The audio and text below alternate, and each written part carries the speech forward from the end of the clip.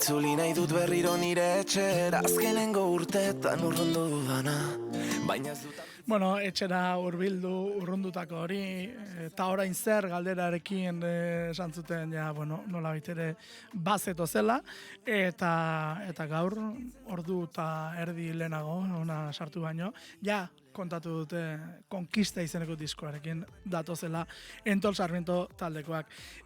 Bueno, hemen dago, agurtuko dugu Inigo Etxezarreta. Kaixo, zer moduz? Egun honik, osongi. Bueno, lehendabizeko galdera eta orain egin behar dizu da, no?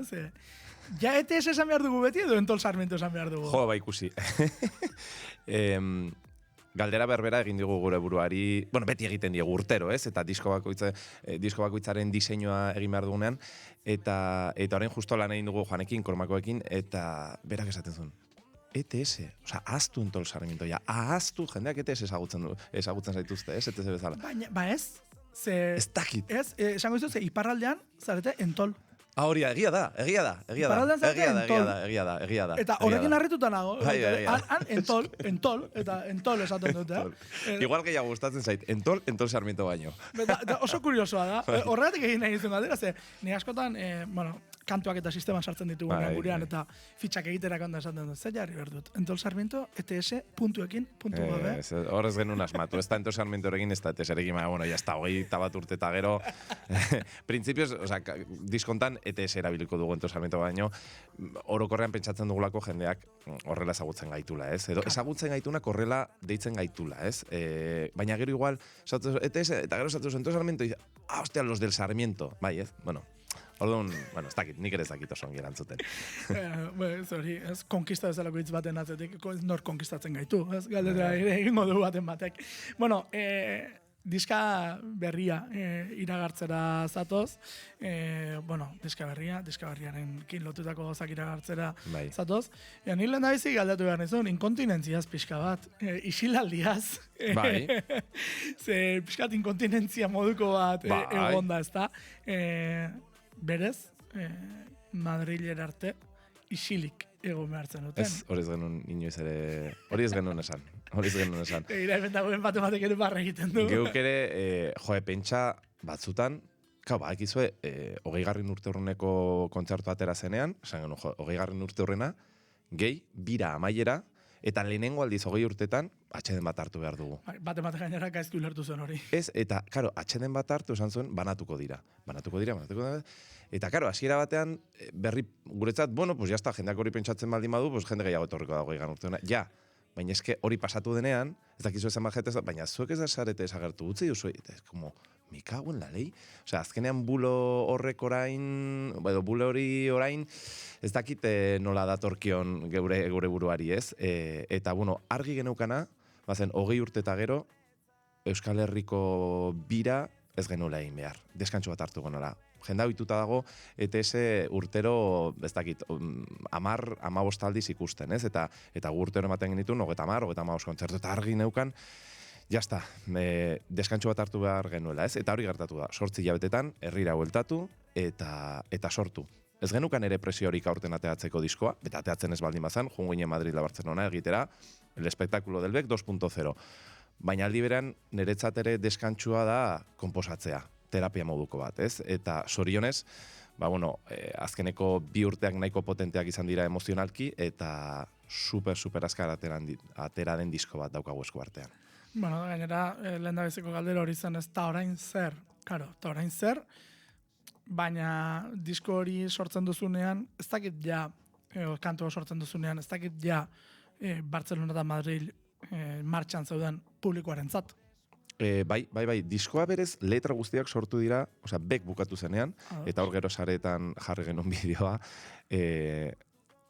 azken beka bukatu eta 30 segundu geroago, jo nintzen kamerinora, eta izugarrizko negarrez hasi nintzen, eta horren erurari galdetu nuen, eta horrein zer nahi dut nahi bizitzan. Osea, Madrid Barcelona egingo dugu, baina zer egingo dut, ez? Eta, eta egia esango dut ere, profesionalki urte, edo garai oso politak bizitzen ari naizela, baina pertsonalki oso gogorrak direla.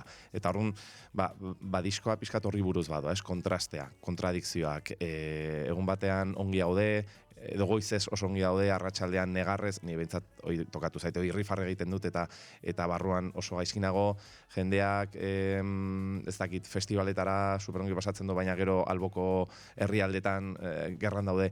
Ikuste dut oso kontradiktorioa eta kontraste handiko mundu batean bizi garela, eta hori islatu nahi izan dugu diskoan, ez? Bai, horrela ikusten dugu lako munduan, baina neuk ere, neure gurauk horrela ikusi dudalako azken hilabetetan. Ordun kantua idatzi zenean, bai, Madrid da Barcelona iragarrita zegoen, diskosoa konposatu delako azken 8 hilabetetan. Ados. Madrid da Barcelona, ez dakit gaur nola ikusten dituzun. Atera zenean nola ikusten zenituen, ez dakit gaur nola ikusten dituzun. Egia esango dizut. Oraindik ez ditugu prestatu kontzertuak. Diskoarekin hasi ginenean, konturatu nintzen oso beharrezkoa zela diskoa momentu honetan, bai talderako, bai neure bizitzarako, 3 urte pasa dira ja konposatu gabe, eta beharra nuen. Astutan ere gauza proiektuak handitzen direnean, batez azkenean proiektu profesional bada, enpresa bada, eta azkenean kudeatzaile bezala ikusten dut neure burua batzutan.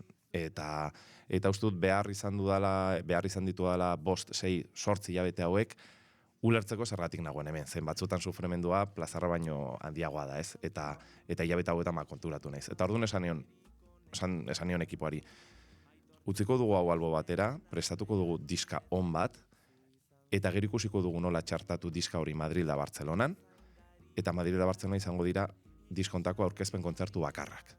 Eta horrela ingo dugu, orduan gelditzen dien 5 hilabetetan, evidentemente bilararen bat izan dugu, eta pixkate elbidea badakigu, ez, edo direkzioa badakigu. Baina egia esan nahi genuen lehenengo disko atera, eta orain ja, prestatu Madrid da Bartzelona disko ontako, ez dakite, ez dakite identidaderekin, baina bai ustut interesgarria dela Madrid da Bartzelonaren barruan egotea zatitxo bat, diskontako zatitxo bat. Bai, behin ja disko ateratako merda. Arraro izango litzateke bestea. Bai. Baina jendea galdetzen du, diskontako, adibidez, busakoa, ez? Estreinaldi bada, kontzertu bada, aurkezpen kontzertu bada, gero azalduko dugu, ez da kontzertu bat, eta argi eta garbi izan dugu, listening partida dela, eta Madrid da Barcelona kontzertuak izango direla, eta aurkezpen kontzertuarek izango direla, ez? Ordune, bai, egia da Madrid da Barcelona iragarri genuenean, genekien zeozer potentea, eta, bezala momentua, ez, Euskal Herriarekin batera bidai bat egiteko, eta gure kultura ere kanpoan, hito bat sortzea kanpoan, ez? Baina orain, karo, gauzak aldatzen joan dira, eta ne ustez, are anitzagoa, are handiagoa izango dira kontzertu horiek, ez? Bueno, diskoa askok egin duen galdera da, eta hau nik zuen zigiluari bagabigari ere luzatu nion. Galdera pixka deserosoa da, baina industria terminoetan ulertu behar dugu orain kaleratzearena. Hau da, Durango dator, eta hori guztia, esan duzu ez, iriste ezpazen, etzen iristen. Baina egonda, zapaldu ze pixka bat gehiago azeleragailua iristeko Durangora. Bai, pixkatxoa, bai, azken asteetan, bai. Momentuetan ez daukagu beharrik disko berri bat ateatzeko. Komertzialki esan nahi dut salduta dago Madrid da Barcelona, iaia. Baina beharrezkoa zen, nik behintzat, ni naiz taldeko sortzaia, eta behar nuen. Bestela, ikustenean nintzen, nire bizitza, bazijoala norabide batean, non zegoela, neure barnearekin bat egiten ez zuena, ez? Eta orduan, egia esan oso disko pertsonala da, eta egin dut ere neregatik, eta hobeto sentitzeko, industria honetan. Baina aldi berean, igual otsailean, martxoan kaleratzeko ideia bat zegoen, eta esan genuen, abeze gertatzen den, eta gauza da, esan dudana, diskoa konposatzen hasi nintzenean, ikusen super askar zijoala dena. Eta guazen Durangora. Beharrik ez daukagu, baina aldi berean, Durangore, esko oso polita da. Gero ez da diska gutxiago saltzen dira, baina momentu hori ere, jendearekin egoteko momentu hori, ni behintzat nekatuta bueltatzen naiz etxera. Hori esan behar nuen. Bai, nekatuta bueltatzen naiz, baina aldi berean, artistok badaukagu banidade puntu hori ere, eta gustatzen zaigula, gure artea baloratzea, eta azkenean sareetan zenbakiak bakarrik ikusten dituzu. Eta komentarioak, baina hor benetan, begietara begiratzen duzunan jendea hor ikusten duzu benetan daukazun impactua, ez? Eta batzutan kontatzen dizkizuten historiak. Orduan, bai, eta ez, osea, azelera zapaldu dugu, baina beharrik ez geneukan. Bueno, sartu horretik diskoan eta egin duzen apustuan eta Buesarenako historian. Bai. Bekeko, horren esan duzunatik, bekeko sentsazio bat eta segizuen gara iritxote zen. Zenbat jende bertaratu zen bertara, zenbat jende gerturatu zen bekera, euskaraz hitz egin ere ez zuena egiten, eta 3 aldiz. Esan dut. Nola esan duzu ez euskararen kultura zabaltzea, eta hori guztia nola bizi duzu barruan? Jo, eske guk euskararekin izan dugun, edo nik ere nire bizitzan izan dudan harremana, geroz eta handiago izan da. Esan nahi dut, ETS erdera utxean abesten hasi zen, pixkanaka euskaldutzen hasi ginen horrela nahi izan dugulako, eta postu hori egin nahi genuelako, eta aberasgarriagoa zela ikusi genuelako, eta pentsa taldekide gehienak oraindik ere ez diela euskaldunak, unen bizitzak atela, Errioxan bizi dira, eta pixkat ere kontrastea da, ez? Nola Arabe Errioxako eta Errioxan bizi diren musikariekin edo musikariek batzen duten talde bat, osatzen duten talde bat izatea euskararen, ez dakite referente edo batzutan erabiltzen dela taldea erreferentetzat, ez? Hori ikastoletan eta hori, nola bizigun, respetuz, eskeronez eta pozik, ez? Baina aldi berean, pozik ere hartu dugun erabakiaz, eta hasiera batean, eta hemen ondoan dago Ritxi eta ezagutzen duzu, hasiera batean lehenengo diskoa aurkezten, gogoratzen dut elkarrizketetan ez genuela esaten taldekideak ez direla euskaldunak. Eta bere izan zen, esan zeguna, Inigo, ez tontoak zarete. Baina azaldu ezazu egia, benetan atzean dagoena. Ez de euskaldunak Errioxakoak dira, baina euskaraz abesten ari dira, euskaraz grabatzen ari dira. Eta berri hori eta horrela komunikatzen hasi ginenean, pixkat den aldatu zen, ez? Eta guk ere, ez dakit, sentitzen ginen pixkat traidore bezala, euskaraz abesten, baina jendeak ez du ikasi... Impostorean sindromea. Bai. Beti ere, ne ustez, artistaskok bizi garela horrela, ez? Eta horrela bizi izan dugu, eta beken, ne ustez ere, nik adibez sortzen dudanean, geroz eta gehiago saiatzen naiz letra esplizitoak, oso esplizitoak sortzen, esplizitoak esan dute, oso ulerterrazak, ez? 8 urteko ume batek ulertuko zuen letra bat egiten, ez? Accesibleak edo ez dakit nola esan. Eta hori uste dut egin duela ere pixkat ETS unibertsalagoa izatea, ez? Uste dut Euskal Herrian badaudela, pertsona asko euskara, behar bada erabili ez, baina ulertzen dutenak. Eta uste dut ETS izan daiteke ere, ez dakit, zubi bat,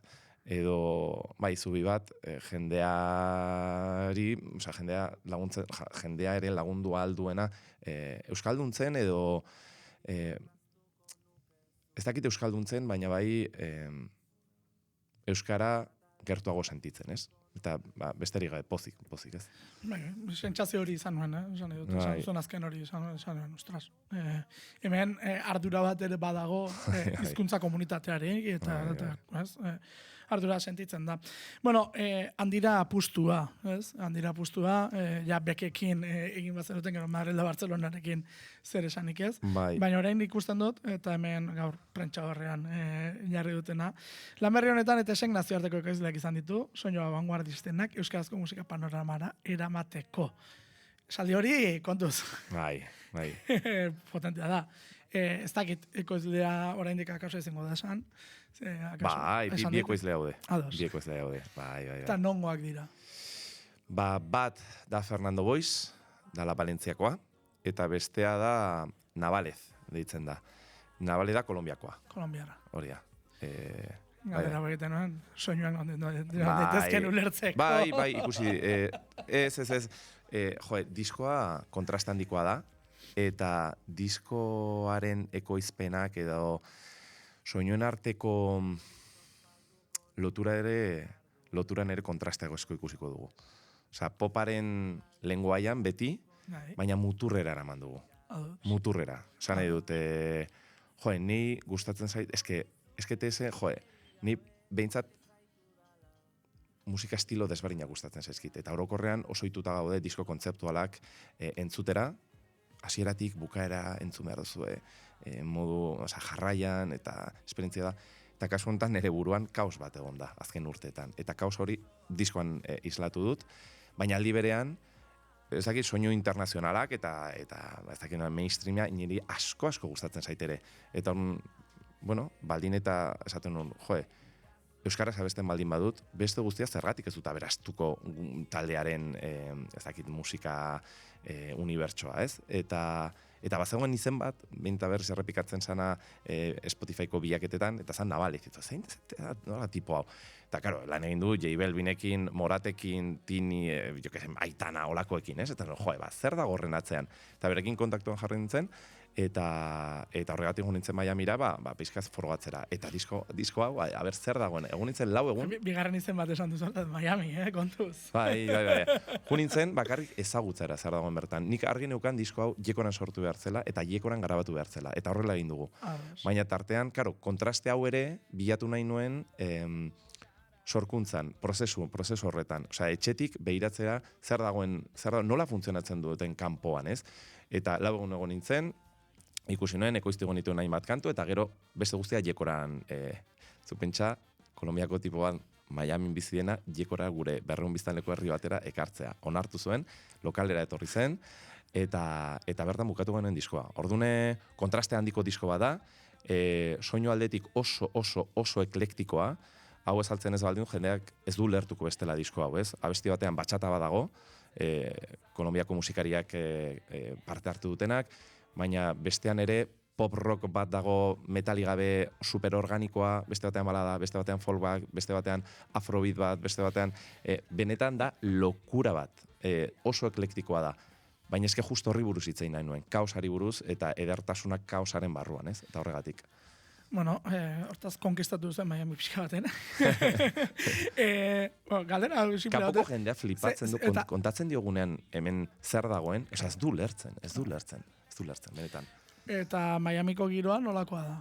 Bueno. Kuriositate hutsa da, giro musikal potente bat badago, hori badakigu, eta horrelako ekoizle batek ezagutuko du. Nik egia esan Miami asko ez nuen ezagutu, 5 egun jo nintzen, eta 4 egun nintzen estudio batean. Estudiotik atera gabe? Estudiotik atera gabe. Bai. Bueno, baina handi pasako ziren.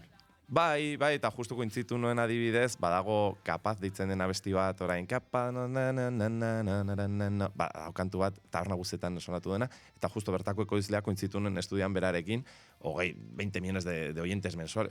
Flipatu nuen ere pizkatxo bat, ze ohikoa zen jendearen artean, ezagutzea, eta batez ere ze ohikoa zen kantuak batera egitea, beraientzat ez diren kantuak sortzea, campos de composición esaten dana, ez? Eta pixkat hori ere ezagutu nahi nola funtzionatzen duen mundu mailan musika industria, ez? Claro. Nire kasuan argi neukan konposaketa neuro esku zegoela, eta baina aldi berean, interesgarri izan zen ikusten nola funtzionatzen duen, ez? Un día, una canción, hola funtzionatzen dute. Bat edo bi, bat gutxienez. Eta flipatu nuen. Bai, horretik aldatzen izun, ez? Industriaren beste ertz bat gehiago ezagutu duzula, ez? Bideo honetan, ari zara, ez? Baiekorako plazan hasi den batek, ez? Egia dago gehiago urte dira, baina ezagutzen plaza handiagoak, Bek, Movistararena, Palau, eta Miami. Baina Jekora, bai. Baina Jekora zapalduz, beti zapalduz. Beti zapalduz eta gero ez da gehiago zapalduz. Osa, ni Gasteiza Jekora artean egon naiz beti, baina azken urtean ia Jekoran egon naiz, denbora guztian, behar nuelako ere. Herria sentitu eta pixkat, como volver a ser un poco, ez? Eta ordune, diskoaren adiez identidade bisuala dena grabatu da Jekoran, 11 bideo dira. Hori izan behar, eta orain zer bideoklipa nahiko nabari da. Eta orain zer, berez da, iritik Jekorarako bideo hori, baina orain hasiko da prozesua Jekoran zegertatzen den kontatzen, ez? Eta beste, uste dut ez dugula esan, baina, 11 kantu dira, eta beste 10 bideo daude, guztiak Jekoran grabuta, batzutan herria... Kantu bat, bideoklip bat? Kantu bat, bideo bat. Daude 2 bideoklip, beste 2... Daude 4 bideoklip, baina berez potente 2. Eta... Denbora nondik atera duzu? Ez 3 egunetan grabatu da dena. Eta herriak, eske herrian dena errazagoa da. Osea, hor mugan ekoizpen etxarekin lan egin genuen, eta beraientzat izan zen ere erronka bat, ez? Pentsatzen ongi, nola eske, bideoklip guztietan ez naiz ni protagonista ere, ez? Baina, zergatik ez dugu egiten dena Jekoran. eta etorri ziren 20 pertsona Jekorara, 3 egun. Euneko 10 handitu zen eta horietako bideoklip batean, herriak parte hartzen du. Osea, herri guztia ez gehiago. Osea, herria albukerritakoak eta ez genuen zabaldu saretan, baina etorriko den urrengo bideoklipa, herri guztiak parte hartu zuen eta ikusiko duzuen nola dena Jekoran lokalizatuta dagoen. Jekorari buruzko azken galdera egin beharrakoa, festetan montatu zizuten festa. Omenalditxoa izan zen, ez festa, bai. Plakatxo bat jarri ziguten eta egun bat ospatu gonen beraiekin. Eta oso polita izan zen. Benetan unkitu nintzen. Osea, kontzertu batean zaudenean, behar bada sentitzen du distantzia bat publikoarekin, ez? Eta hor geunden 200 lagun, herriko lagunak, guri dantza bat egiten, plaka bat jartzen, benetan ni unkitu nintzen egun horretan. Izan zen, ze polita den etxean maitatua sentitzea. Eta horregatik, ni naiz Miamira ezagutzera pizkatxo bat, bagoaz Madrila, Bartzelonara, gure kultura ere mapan jartzeko, nik oso argi daukat nire bizitza hemen dagoela. Oso argi daukat nire bizitza Jekoran dagoela, eta behar dudala gero ez da gehiago. Gazteze Jekorarako bide hori zerbaitak esan duzu ez, etxak beti ere, baduela logurturarik. Bosarena, azaroran 30ean, arratsaldeko 6etan, listening party bat. Hau da, bastanteko berriz ere handira apustu egitea. Karo, esparro ezagutzen ez duen arentzat, toki oso ederra da.